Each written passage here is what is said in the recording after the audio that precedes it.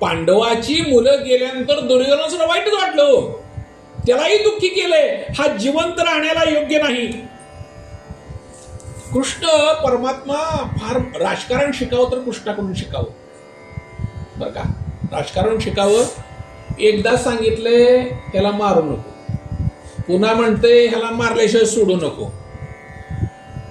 आता काय करतोय बघायचं आहे, कारण भगवद्गीतेचं ज्ञान सांगितलंय. ज्ञान सांगितलं तर परीक्षा घेतली पाहिजे की, परीक्षेत पास होतोय नाही बघायचं आहे ना. अभ्यास घेतलाय, आता परीक्षा व्हायला पाहिजेच की. काय करतोय कृष्ण, परीक्षा बघतोय काय करतोय. तथाहंतम पशुवतम पाशबद्धम वा मुखम कर्मजुगोसितेन निरीक्ष्य कृष्णाम गुरोसुतम वामस्वावा कृपया नमाच. आणि त्या गुरुपुत्राला घेऊन अर्जुन द्रौपदीकडे आला, बांधून आणलेला आहे द्रौपदीकडे. द्रौपदीला ते बघितलं. द्रौपदीची मुलं गेली होती ना आधी, आणि आधी द्रौपदी कृष्णाला काय म्हणत होती, माझ्या मुलाला कुणी मारले, कृष्ण माझ्या मुलाला कुणी मारले बघ. आणि आता द्रौपदी तत्वज्ञान सांगते, अरे तो गुरुपुत्र आहे, तो ब्राह्मण आहे, असं करू नये, त्याच्यावर कृपा करावी. द्रौपदी सांगू लागली. आपल्या देशाला आणि संस्कृतीला अति सात्विक राहणं हा सुद्धा एक दोष आहे. एखाद्यावर अति चांगलं वागणं नाही का. शरण आला की मरण द्यायचं नाही, आपला विचार आहे. एखादा शरण आला की त्याला सोडून द्या. अरे आदम आहे ना, टाक मारो, हा विचार नाही. द्रौपदी पोरं गेले, अरे म्हणले गुरुपुत्र आहे नका मारो, कशाला असं केलंस. पुन्हा सांगते. मग कृष्ण म्हणला मगाशी म्हणत होती ना, त्यावेळी आई बोलत होती, म्हणली आता तुझा भक्त बोलते, भक्त बोलते बरं का. अगोदर रडत होती ती आई होती, आता बोलती ती भक्त बोलते.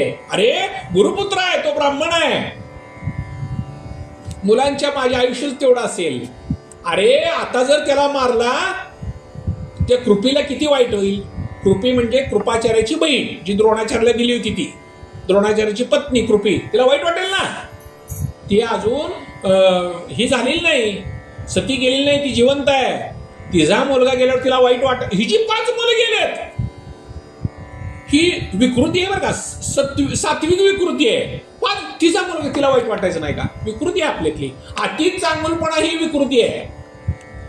मोहम्मद गौरीला पृथ्वीराज चौहानांनी जीवदान दिलं अनेक वेळेला, 17 वेळेला, पण एकदाच त्याच्या ताब्यात सापडला, हलाल करून मारला. शरण आल्यावर आपण मरण द्यायचं नाही, आपलं तत्वज्ञान आहे ना, सोडून द्या, आलाय शरण द्या सोडून. तर म्हणली मारू नका, त्याला सोडा. द्रौपदी सांगते,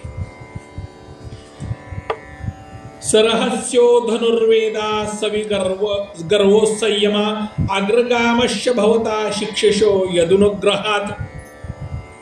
त्याला सोडा म्हणली. गुरुपुत्राला बांधून आणले, हे द्रौपदीला सहन झालं नाही. स एष भगवान द्रोण प्रजारूपेण वर्तते तस्यात्मनोर्थ पत्न्यास्ते नान्वगा दुरी समम कृपी. कृपीला वाईट वाटल, ती अजून सती गेलेली नाही, हे धर्मज्ञ. मग ज्याप्रमाणे आपली मुलं मारली गेली तशी तिलाही वाईट वाटेल ना, त्या गौतमीलाही वाईट वाटेल. धर्मज्ञ अयं सकरुणम निर्लोकम समम महत राजा धर्मसुतो राज्ञया प्रत्ययाज्ञतो द्विजा नकुल सहदेवच योधानो धनंजया भगवान देवकी पुत्रो यच्चान्ये याज्ञघोषिता. जसं द्रौपदीने हे सांगितलं, त्याला नकुलाने पाठिंबा दिला, त्याला सहदेवाने पाठिंबा दिला, सगळ्यांनी पाठिंबा दिला. हा अर्जुन म्हणला, हा द्रौपदी म्हणते बरोबर, द्रौपदी म्हणते बरोबर, तू म्हणते तसं. एकट्या भीमाला हे खपलं नाही. काय म्हणलं, काय असलं कुठलं असते काय म्हणला. अरे आपल्या पोरला मारलंय, झोपीत मारलंय, त्याला कुठलं काय सोडायचं असते काय, त्याला सोडू नये बर का, त्याला मारलंच पाहिजे. कोण म्हणतंय, भीम. कृष्णानं सांगितलं अर्जुना, आता तू काय कर, द्रौपदी म्हणते तसं पण कर, मी म्हणतोय तसं पण कर, आणि भीम म्हणतोय तसं कर. आमचं पण समाधान कर, द्रौपदीचे समाधान कर. म्हणजे काय कर, द्रौपदी काय म्हणते, मारू नका. भीम काय म्हणतोय, मार. कृष्णाने काय सांगितलं, ह्याला सोडू नको. आमचं पण समाधान करण, त्यांचंही समाधान. म्हणजे काय करा, मारायचं का मारायचं नाही, नक्की काय करायचं. अर्जुनाला गीता सांगितली, अर्जुन हुशार होता. देवा बरोबर करतो म्हणला मी. आपल्या धनुष्यानी त्याच्या डोक्यावरच्या, अश्वत्थाम्यावरच्या डोक्यावर जो मणी होता ते मणी काढला. पांडवांची लहान मुलं मारल्यामुळं आधीच तो निक्षत्र तेज झाला, तेज निघून गेलं होतं, ब्राह्मतेज सगळं निघून गेलं होतं. त्याचा मणी काढला. मणी काढल्यानंतर त्याचं मुंडन केलं. एखादी व्यक्ती जेव्हा प्रतिष्ठित व्यक्ती असते, आत्मसन्मानानं जगलेली असते, त्याला झालेला अपमान मृत्यूपेक्षाही वाईट असतो. 5 पाट काढले, मुंडन केलं, दिंड काढले, सगळं केलं, मणी काढला. हे काय केलं, शरीराची हत्या झाली नाही, ब्राह्मणाला मारायचं नाही म्हणून मारलाय नाही. आणि एक प्रकारची हत्या पण झाली ना, ही ब्राह्मणाची हत्याच आहे. गुरुपुत्र होता, अश्वत्थामा होता, नाही का. म्हणजे प्रतिष्ठितपणानं जीवन जगलेल्या माणसाला थोडा जरी अपमान झाला तर तो अपमान हा मृत्यूपेक्षा सुद्धा वाईट असतो. एक वेळ मृत्यू बरा, पण अपमान घडू नये, आयुष्यात अपमान घडू नये. कुणाच्या बाबतीत जो संभावितपणे जगलाय, तो निर्लज्ज माणसं असते त्याला मान काय अपमान काय काहीच फरक पडत नाही. जगामध्ये 2 माणसं आहेत, 2 सुखी असतात, एक मूर्ख आणि दुसरे संत. मूर्खही सुखी असतो, संतही सुखी असतो. मूर्ख का सुखी असतो, मूर्खाला मानच नसतो, त्यामुळे अपमानाचं काय वाटत नाही. मूर्ख माणसाचा अपमान केला त्याला काय नसतं, तू सरळ ताट असतो, कारण त्याला मान पण कोण देत नसतं. संत का सुखी असतात, ते मान अपमानाच्या पलीकडे गेलेले असतात. तुल्य निंदा स्तुतीर मौनिम, निंदेचंही काही वाटत नाही, कौतुक केल्याचं त्याच्या पलीकडे संत गेलेले असतात. त्यामुळे संतही याच्या पलीकडे आहेत आणि मूर्खही याच्या पलीकडे. आपण कशातच नाही, आपण सारखं डोक्याला नव्हतं, हे मला असं म्हणला, ती मला तसा म्हणला, इथं असं झालं, तिथं तसं झालं. दिवसभर आपलं डोक्यात हेच असतं. संत पण नाही, मूर्ख पण नाही, हे बनलेच कांदे बटाटे आपण, कुठंच नाही. बघा, आपण धड देव पण होत नाही बरं का. आणि तुम्हाला मी नेहमी सांगतो, देव आपल्यासाठी सुद्धा येत नसतो. देवाचा अवतार कुणासाठी आहे, देवाचा अवतार गीतेमध्ये काय सांगितलं, जेव्हा एक तर भक्ताच्या रक्षणासाठी आणि दुष्टांच्या संहारासाठी. आता आपलं रक्षण करावं म्हटलं तर आपण तितके भक्त पण नाही की, आहे का भक्त, तितके भक्त नाही. आपलं रक्षण करावं, आपल्यासाठी परमात्म्याने यावं, इतकी भक्ती आहे का आपली, नाही. म्हणजे सज्जन तर नक्कीच तितके सज्जन आपण काय नाही. मग सज्जन नाही म्हणा, दुर्जन नाही म्हणा, तर भागवत कसं ऐकतोय ना, दुर्जन तर कसं म्हणता येतं. भागवत वाचतो, भागवत ऐकतो म्हणजे दुर्जन पण नाही, मधल्या जो देव आपल्यासाठी येत नाही. सज्जनासाठी मारण्यासाठी तरी येतो, नाही तर तारण्यासाठी सगळं येतो. आपण अर्जुन पण नाही, आपण दुर्योधन पण नाही, आपल्यासाठी तो येत नाही. आपल्यासाठी तिथे ज्ञानोबा तुकोबा येते, आपला कळवळा त्यांना येतो. आपल्यासाठी कृष्णाचं वाङ्मय रूप भागवत आपल्यासाठी येतं, आपला उद्धार करण्याकरता. देव येत नाही आपल्यासाठी, म्हणून याला शरण जायचं. आपला कुठंच उपयोग नाही दुसरीकडे, कारण एक तर राम व्हावं, नाहीतर एक तर रावण व्हावं. राम तर अत्यंत वाईट, त्याचं तर नाव होतं, नाहीतर चांगलं आपलं नावच कुठं होत नाही. फक्त नोंद, जन्माला आला, मेला, विषय संपला. श्राद्धा दिवशी एक घालतात, पुन्हा विषय संपला, पुन्हा ते नाव होता कोण, पंजोबाच्या पुढचं नावही आठवत नाही, काय माहित नाही म्हणतो आपण. 5000 वर्षापूर्वीचा झालेला इतिहास आपण, त्याचा कोण, त्याचा वंशावळ कोण, त्याचा राजा कोण, चंद्रवंशामध्ये कोणा जन्म झाला, सूर्यवंशामध्ये कोण जन्म आला, त्याचा मुलं कोण, हे सगळं सांगतो. आपल्या खापर पंजोबाचं नाव सांगते माहित नाही, माहित आहे का आपल्याला, कोणालाच माहित. कारण का, आपलं जन्मच असा आहे, किड्या मुंग्यासारखा जन्म आहे हो, काही उपयोग नाही. जन्माल्यानंतर एक पराक्रम करावा, भगवंताचं पराक्रम कुठला करायचा आपल्याला, भगवंताचं नाव अखंड मुखात ठेवायचं, एकच करायचं, साधं करायचं. कसं होतं माणसानं, कसं होतं सांगतो. तुमच्या आमच्या बाबतीत काय होतं की काय करावं, काय करावं, काय करावं, काय करावं, फार त्रास होतोय, काय करावं. मग असं करूया का आपण, 6वा अध्याय ज्ञानेश्वर, आपण कुंडलीने जागृत करूया का. अरे कुंडलीने आपल्याला कशी जागृत व्हायची, ती अशी खाली झोपलेली असते, मग ती गुदद्वार असं ते हे दाबायचं, ती मूर्धनी लावायची, प्राण आपण समान तत्वावर आणायचा आणि ती मग अशी जागृत. हे म्हणले कुंडली आपल्याला काय आपलं काम आहे काय म्हणलं कुंडली जागृत. अर्धा तास ग्रंथ वाचायचं आपल्याला ती इथं वेळ लागला ती कुंडली कधी जागृत व्हायची. बरं ते होत नाही. मग जयजयराव कृष्ण नाव घेतल्यावर कुठं काय असं होत असतं देव बोलतो. अवघड सांगितल्यावर आपली तयार नाही, सोपं सांगितल्यावर पण आपली तयारी. आपली तयारी व्हायची कधी? कधीच तयारी. बापू आपल्याला कोणाचंच पटत नाही. पटतंय का? असं राम म्हणल्यावर कुठं काय देव भेटत असतो का? ते पटत नाही. मग समाधीला आपल्याला कुठं काही समाधी जमते का? मग काय करतो? अशी आपली अवस्था आहे. त्यावेळेला श्रीकृष्णाने सांगितलं ब्राह्मणाचा वध करू नये, हे पण सांगितलं. आतताईला मारलं पण पाहिजे. आता काय करायचं? अश्वत्थ कृष्णाने बरोबर केलं, सगळं झालं. आणि मग पुढं मुंडन केलं. मुंडन करणं, त्याचं एखाद्याचं धन काढून घेणं, त्याला हाकलून देणं, नाही का, गावाच्या बाहेर हाकलून देणं, त्याची धिंड काढणं, हे काय त्याचा वध केल्यासारखंच आहे. आणि मग झालं अश्वत्थाम्याचा अपमान झाला.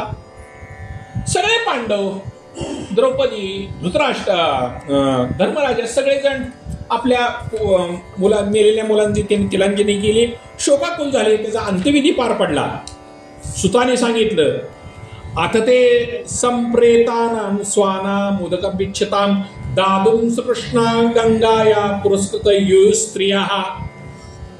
सगळ्या स्वजनात जे गेलेले होते त्यांना तिलांजली देण्याकरता परमात्मा कृष्णाबरोबर हे सगळे तिथं आले. सगळं झालं. सगळ्यांनी शोक व्यक्त केला. धाय बुकडून सगळे रडू लागले. कृष्ण परमात्म्याने सांत्वन केलं येणारा हा जाणारच आहे, प्रत्येकाला जायचंच आहे, कुणीही स्थिर नाही, कुणीही शाश्वत नाही. परमात्म्याने सांत्वन केलं. सगळेच प्राणी जगातले जाणार आहेत, मृत्यूपासून कुणाचीही सुटका नाही. कृष्णाने सगळ्याला उपदेश केला. आणि मग काय केलं पुढं? युधिष्ठिराकडून हे जे कौरवानी राज्य पांडवाचं हिरावून घेतलं होतं, महाभारताच्या युद्धामध्ये कौरव सगळे संपले. हे संपल्यानंतर हे सगळं राज्य कृष्णाने धर्मराजाच्या ताब्यात दिलं. धर्मराजाच्या ताब्यात दिलं. धर्मराजाने 3 अश्वमेध यज्ञ केले. 3 अश्वमेध केले. अश्वमेध यज्ञ, राजस्वी यज्ञ हा क्षत्रियालाच करता येतो, ब्राह्मणाला हा यज्ञ करता येत नाही. बरं का? हे ब्राह्मण कुठला यज्ञ कुणी करावा याला नियम आहेत. कुठला यज्ञ कुणालाही कधीही करता येत नसतो. तर असे 3 यज्ञ केले. सगळीकडे दशदिशामध्ये धर्मराजाची कीर्ती वाढली. अतिशय गुड्या गोविंदाचं राज्य, म्हणजे आपण ज्याला रामराज्य म्हणतो, सगळीकडे आनंदानं धर्माचं राज्य होतं. सगळीकडे पांडवाचं राज्य आलं. सगळीकडे ते चालू झालं. आणि मग परमात्म्याने सांगितलं झालं आता म्हणले आमचं कार्य, युद्ध झालं, तुमचं चालू झालं, आता आमची परवानगी द्या, जातो म्हणले. आता आम्ही किती दिवस इथं थांबायचं? ठीक आहे. देवकीचे उदरी वाहिला, यशोदे सायासे पाळीला, शेखी उपयोगा गेला पांडवासी. झालं की म्हटलं तुमचं काम झालं, आता जाऊ द्या आम्हाला. आता इथं थांबून पाहुणा म्हणून पाहुण्याला किती दिवस राहायचं असतं? पाहुणा 4 दिवस असतो. जास्त दिवस पाहुण्यांनी राहू नये. आता बस म्हणले द्या परवानगी. मग बरोबर सगळ्यांनी सत्कार केला. बरोबर सात्विकी उद्धवाला घेतलं आणि द्वारकेला कृष्ण परमात्मा निघाला. कृष्ण परमात्मा जेव्हा द्वारकेला निघाला त्यावेळा उत्तरा रडत आली. पाही पाही महायोगिन देव देव जगतपते ज्ञान्यम तदभयम पश्येत यत्र मृत्यू परस्परम अभविद्रविती मामेश शरस्तप्तयो विभो कामंदह तू मानाथ मामे गर्भो नित्यमाम. हे प्रभो आपण शक्तिमान आहात. उत्तरा आक्रोश करू लागली. अरे म्हणले मी गेली तर जाऊ दे, मला माझ्या जीवाची काळजी नाही, पण एक दैदिप्यमान एक असा लोहगोल माझ्याकडे येतोय, माझ्या गर्भाचं रक्षण कर. बर का? कृष्णाने ओळखलं. त्या बेऱ्याला सोडलं होतं ना, सोडायला नको होता, आधम होता. त्याने ते पुन्हा ब्रह्मास्त्र सोडलं उत्तरेच्या गर्भावर. राजा परीक्षित हात मोठा आहे ना, अजून जन्माला आला नाही परीक्षित. माझा गर्भ वाचला पाहिजे. कृष्ण परमात्म्याची चालू केली, स्तुती चालू केली. आता वाचव परमात्म्या, वाचव. कृष्णाने बघितलं अश्वत्थाम्यानं ब्रह्मास्त्र सोडले आणि अंगुष्ठा एवढा आकार धारण केला, गर्भामध्ये प्रवेश केला उत्तरेच्या, आणि त्या परीक्षितीचा गर्भ वाचवला. पोटात दर्शन दिलंय, पोटात दर्शन दिलं परीक्षितीला. काय भाग्य परीक्षितीचं. परीक्षित नाव काय आहे? जन्माला नंतर रडू लागलं, रडायचंच, परीक्षित रडायचाच. सगळ्याची परीक्षा बघितली म्हणून परीक्षित. प्रत्येकाने म्हणजे रडणंच थांबणं. तो का रडत होता? अरे म्हणले आत असताना जो भेटला तो मला कुठं दिसत नाही, आता कुठं आहे तो? प्रत्येकाच्या मांडीवर गेलो तर हा रडावा, आणि कृष्ण परमात्म्याच्या मांडीवर गेलो रडला. हा म्हणले हा होता, आत दिसला होता, बाहेर का दिसत नाही? भाग्य परीक्षिताच आमच्या. अरे पोटात दर्शन द्यावं परमात्म्याने. गर्भामध्ये परीक्षितीचं रक्षण केलं. परीक्षित आपण परीक्षिती म्हणतो, पण परीक्षित त्यांनी सगळ्याची परीक्षा बघितली ना, त्या परीक्षेचं रक्षण केलं. सुदर्शन चक्राने त्याचं भगवंताने रक्षण केलंय. व्यसनम विक्षे तत्तेशानमन विषम यात्मना सुदर्शेन स्वास्त्रेण स्वानाम रक्षा वेदांत विभो. शौनका, हे ब्रह्मास्त्र अमोघ आहे, त्याला प्रतिकार करण्याचा कोणता उपाय नव्हता म्हणून, पण ते कृष्णाच्या तेजापुढे शांत झालं ब्रह्मास्त्र. कृष्णाचं सगळं चरित्र जसं अद्भुत आहे, विलक्षण आहे. कृष्ण मुळात आश्चर्यकारक आहे. कृष्ण परमात्माच आश्चर्यकारक आहे. कुंतीनं भगवंताची स्तुती करायला सुरुवात केली. कुंती स्तुती केली, परमात्म्या तू कसा आहेस? तू आत आहेस, बाहेर आहेस, आधी आहेस, अंत नाही, तुला काही नाही परमात्म्या, तू सगळीकडे व्यापून आहेस रे. अरे तुझ्या आईचं जसं रक्षण केलं तसं तू माझंही रक्षण केलंस. आयुष्यामध्ये अनेक संकट आलीस, कृष्णा तू साथ दिलीस रे. प्रत्येक वेळेला तू माझ्या पाठीमागे राहिलास, लाक्षाग्रहाचा प्रयोग केला, माझ्या मुलाला जाळण्याचा प्रयत्न केला, त्यावेळी तू आमच्या पाठीमागे उभं राहिलास. द्रौपदीचं वस्त्रहरण करताना तू वस्त्र म्हणूनस परमात्म्या, प्रत्येक वेळेला तू धावलास रे. प्रत्येक वेळेला माझ्या मुलाला विषप्रयोग केला भीमावर कौरवानी, त्यावेळी तूच रक्षण केलंस परमात्म्या. तुझी अखंड कृपा राहू दे रे, तू असाच भेटत राहा. ज्याच्याकडे धन असतं, विद्या असते, ती माणसं गर्विष्ठ असतात, त्यांना तू प्राप्त होत नाहीस. पण तू काय कर परमात्म्या, मला दुसरं काय देऊ नको, अखंड दुःख दे, अखंड दुःख दे, दुसरं काय देऊ नकोस. ती माता रडू लागली, काही करू नको, सुख दे म्हणली नाही कुंती, दुःख दे म्हणली. का दुःख दे?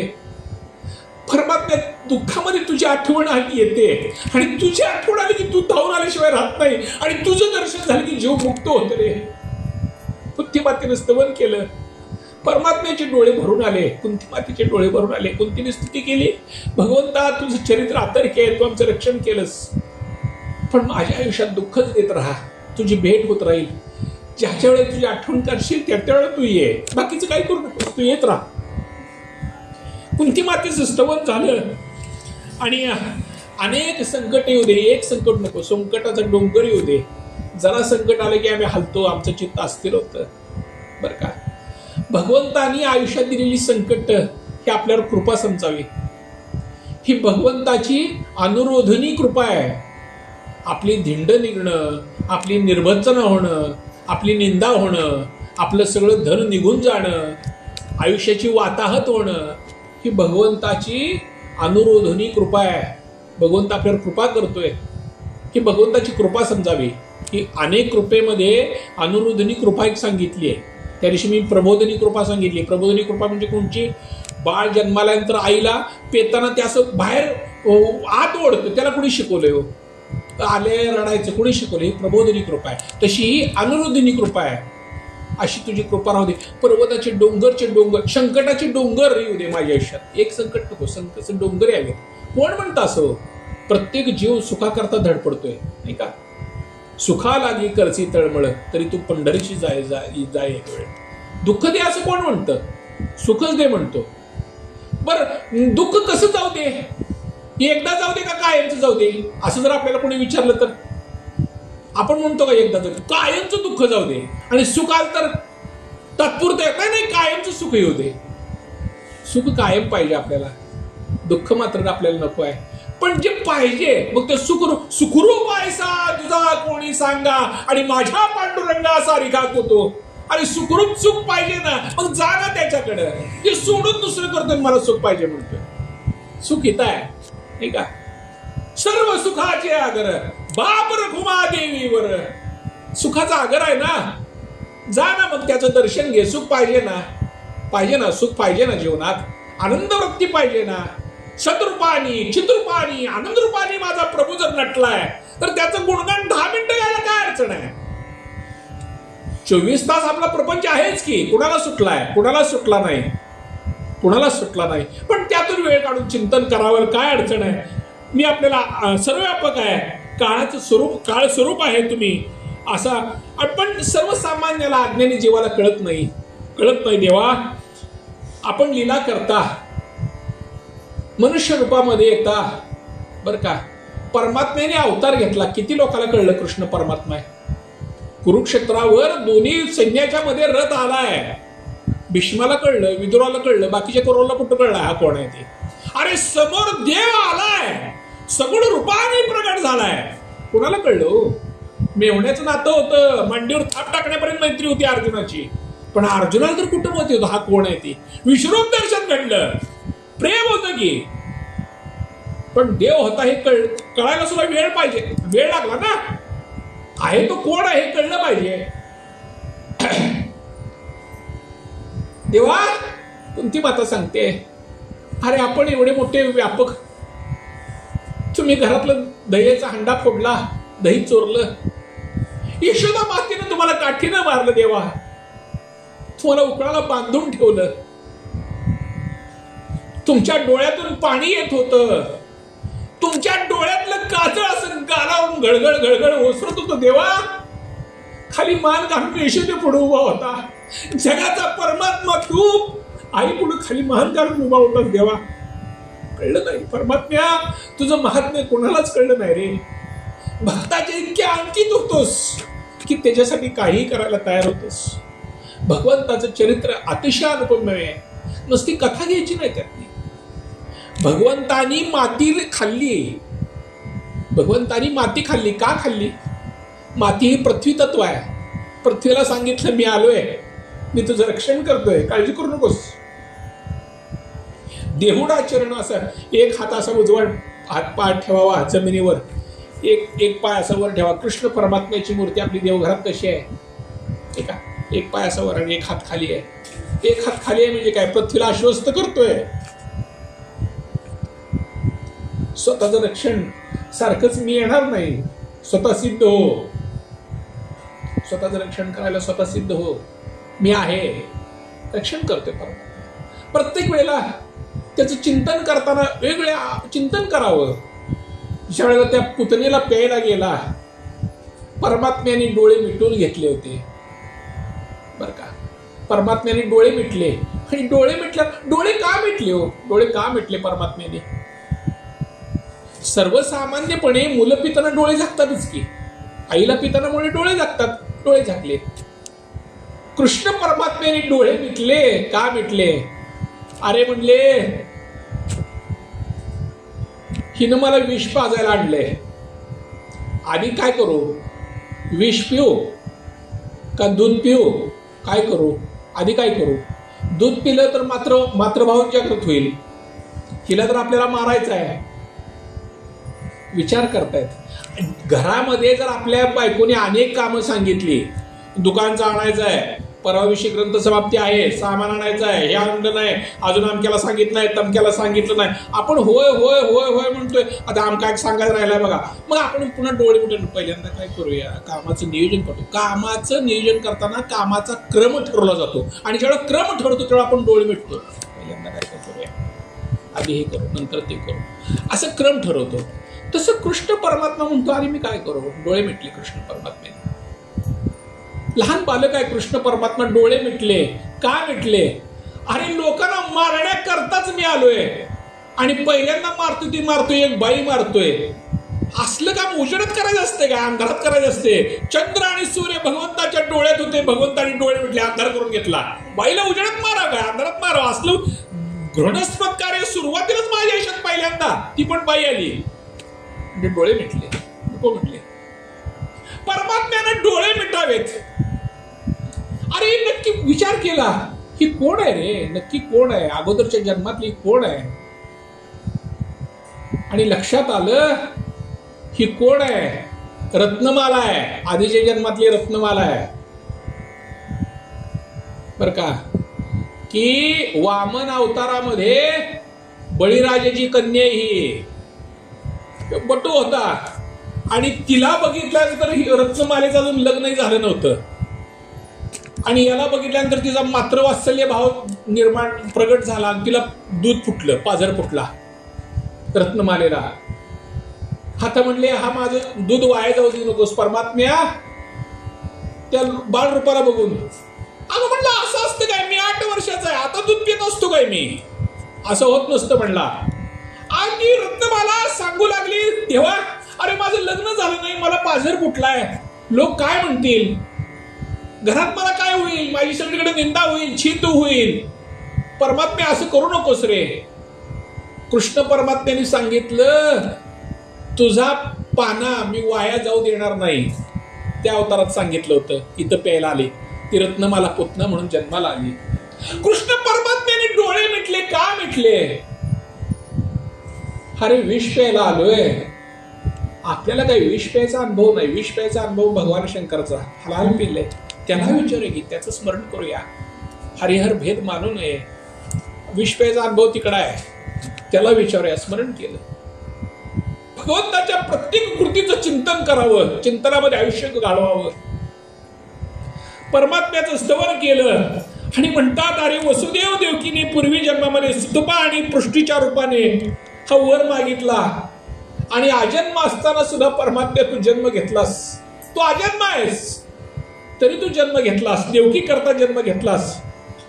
समुद्रात एखादं जहाज बुडावं तसं पृथ्वी बुडू लागली, पृथ्वी अस्थिर झाली, तेव्हा ब्रह्मदेवाच्या प्रार्थनेनं हा भार हलका करावा म्हणून तो अवतार घेतलास परमात्म्या, तो अवतार घेतलास रे. संसारात सगळे कर्मबंधनात गुंतलेत, ऐका, कर्मबंधनात जीव गुंतलाय, वासनेत अज्ञानात गुंतले. आणि मग काय करतोस, श्रवण करावं, स्मरण करावं, लीला करतोस, आपल्या लीलेने सगळ्यांचा उद्धार करतोस. भक्ताने श्रवण करावं, गायन करावं, आनंदी राहावं म्हणून त्यांना दर्शन देतोस. आणि अशा प्रकारे भगवंताची स्तुती केली, भगवंताची सुतानी सांगितलं. अशा प्रकारे कुंतीनं मधुर शब्दात लीलांचं वर्णन केलं. कृष्ण मायेनं मोहित झालेल्या परमात्म्याला परवानगी दिली. ठीक आहे, हस्तिनापूरला परमात्मा निघाले. निघाल्यानंतर पुन्हा अजून युधिष्ठिर आला, पुन्हा थांबवून घेतलं. सोडवणं कुठं होते हो, बघा आपल्या प्रिय व्यक्ती जर घरात आली का नाही आणि मग निघेपर्यंत सगळी तयारी, अगं आमचं घेतलं का, तमकं घेतलं का, सगळं घेतलं का, तयारी करतो आणि डोळ्यात पण येतं आजचा दिवस राहिला असतं बरं झालं असतं. त्याला पण पाऊल निघत नाही. मग दुपारच्या गाडीत जाऊ का, थांबा ना आजचा दिवस, थांबा ना. प्रेम सोडवत पण नाही, धरवत पण नाही. इकडं जा पण म्हणतात, तिकडं राहावाय म्हणतात बर का. पुन्हा युधिष्ठिरांनी थांबवून घेतलं. परमात्मा पुन्हा थांबले आणि मग युधिष्ठिरला शोक झाला. अरे म्हणले सगळं झालंय, अतिसात्विक, पुन्हा सात्विक कृती. अरे म्हणले मी कुणाला मारलं, माझे स्वकीय मारले, माझे आप्तजन मारले, चुलते मारले, पुतणे मारले, काका मारले, लहान बालकं मारली, त्यांना मारून मी राज्य करतोय. सगळं झालंय, राज्य आलंय, सात्विक कृती. दुष्टांना मारले ना, नाही नाही म्हणला मी कुणाला मारलं, पाप झालं, माझ्या हातनं पाप झालं. हा विचार करू लागला कोण, धर्मराजा. आणि मग पुन्हा अरे म्हणले कोल्या कुत्र्याचा आहार असलेले हे शरीर आहे. काय आहे म्हणले, यात काय आहे हो, मांस आहे, रक्त आहे, नेऊन टाकलं तरी हे जे गिधाडे लचके तुटतील, ह्याच्याकरता मी माझ्या स्वकीयांचा संहार केला. कितीतरी औक्षणी सैन्य मारलं. एक औषणी म्हणजे किती, 21,870 रथ, 21,870 रथ, तेवढेच हत्ती. एक 18 औक्षणी सैन्य होतं नाही का, 7 औक्षणीय पांडवाचं आणि 11 औक्षणीय कौरवांचं, आणि 65,600 घोडे आणि 1,09,350 पायदळ. हे सगळं मिळून किती होतं, 1 औक्षणी होतं सैन्य. हे एवढं अधिक करा आणि गुणुले 18 करा. आता घरात गेल्यावर कॅल्क्युलेटर करत बसा, सांगितलं तेवढं सैन्य किती होतं बघायचं. म्हणजे जवळजवळ 5-50 लाखाच्या घरात ही माणसं तिथं मारली गेली युद्धभूमीवर. म्हणजे आताचं जे दिल्ली जे आहे ते आताचं इंद्रप्रस्थ आहे, ते पांडवांचं इंद्रप्रस्थ आहे. आणि तिथून 80 किलोमीटरवर हरियाणामध्ये हे हस्तिनापूर आहे.